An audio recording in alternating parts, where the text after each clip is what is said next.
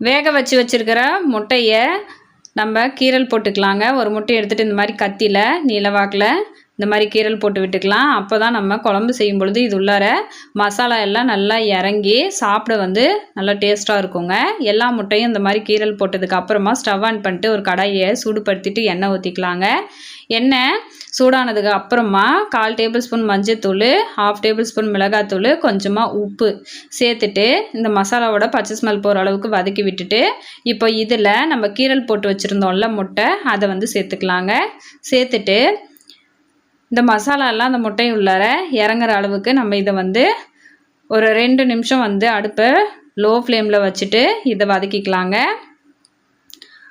வதக்கிட்டு இதை இறக்கிடலாம். இறக்குனதுக்கு அப்புறமா ஒரு மிக்ஸி ஜாரில் துருவி வச்சுருக்கிற தேங்காவை சேர்த்துக்கலாங்க. சேர்த்துட்டு இப்போ இதில் ஒரு பச்சை மிளகாய் சேர்த்துக்கலாம். கூடவே சீரகம் சேர்த்துக்கலாங்க. சேர்த்துட்டு தேவையான அளவு தண்ணி ஊற்றி நம்ம இதை பேஸ்ட்டாக அரைச்சி எடுத்துகிட்டு வந்துடலாம். பாருங்கள், இந்த அளவுக்கு அரைச்சி எடுத்துக்கோங்க. இப்போ நம்ம கிரேவி செய்கிறதுக்காக ஒரு கடாயை சூடுபடுத்திட்டு எண்ணெய் ஊற்றிக்கலாங்க. எண்ணெய் சூடாக்கி வந்ததுக்கு அப்புறமா இதில் கடுகு சேர்த்துக்கலாம். கடுகு நல்லா பொரிஞ்சு வந்ததுக்கு அப்புறமா சீரகம் சேர்த்துக்கலாங்க. 1/4 டேபிள் ஸ்பூன் அளவுக்கு சேர்த்துக்கோங்க. சேர்த்துட்டு சீரகம் பொரிஞ்சு வந்ததுக்கு அப்புறமா பொடியாக கட் பண்ணி வச்சுருக்கிற வெங்காயம் சேர்த்துக்கலாங்க. சேர்த்துட்டு இந்த வெங்காயத்தை வதக்கி விட்டுக்கலாம். இப்போ இது கூட ஒரு கொத்து கருவேப்பிலையும் சேர்த்துட்டு வதக்கி விட்டுறலாம். வெங்காயமெல்லாம் வதங்கி வந்ததுக்கு அப்புறமா இதில் ஒரு டேபிள் ஸ்பூனு இஞ்சி பூண்டு பேஸ்ட் சேர்த்துக்கலாங்க. சேர்த்துட்டு அதோட பச்சை ஸ்மெல் போகிற அளவுக்கு அதை வதக்கி விட்டுறலாம். வதக்கி விட்டதுக்கு அப்புறமா 2 மீடியம் சைஸ் தக்காளி பொடியாக கட் பண்ணி வச்சுருக்கிறத சேர்த்துட்டு தக்காளியை வதக்கி விட்டுறலாங்க.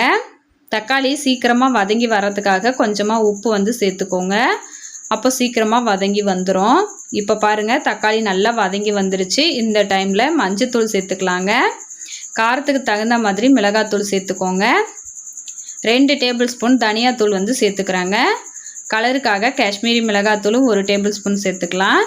கூடவே கரம் மசாலா 1/2 டேபிள் ஸ்பூன் சேர்த்துட்டு இந்த மசாலாவோட பச்சை ஸ்மெல் போகிற அளவுக்கு இதை நல்லா வதக்கி விட்டுறலாங்க.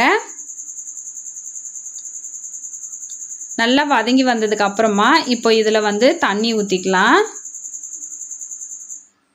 நம்ம கிரேவிக்கு எந்த அளவுக்கு தண்ணி வேணுமோ அதுக்கு தகுந்த மாதிரி தண்ணி ஊற்றிக்கலாங்க. ஊற்றிட்டு இப்போ இந்த ரெசிபிக்கு தேவையான அளவு உப்பு சேர்த்துக்கலாம். சேர்த்துட்டு ஒரு தடவை நல்லா கலந்து விட்டுருங்க. கலந்து விட்டுட்டு இப்போ நம்ம இதை பிளேட் போட்டு மூடி வச்சிடலாங்க. இது நல்லா கொதித்ததுக்கு அப்புறமா பிளேட்டை ஓப்பன் பண்ணிக்கலாம்.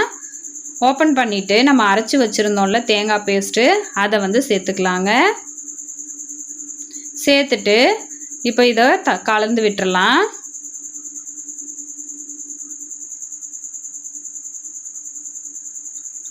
கலந்து விட்டுட்டு இப்போ நம்ம மறுபடியும் பிளேட் போட்டு மூடி வச்சிடலாங்க. மூடி வச்சுட்டு பாருங்கள், இப்போ நல்லா கொதித்து வருது. இந்த சமயத்தில் நம்ம வறுத்து வச்சுருந்தோம்ல மசாலாவில் முட்டை அதை சேர்த்துக்கலாம்.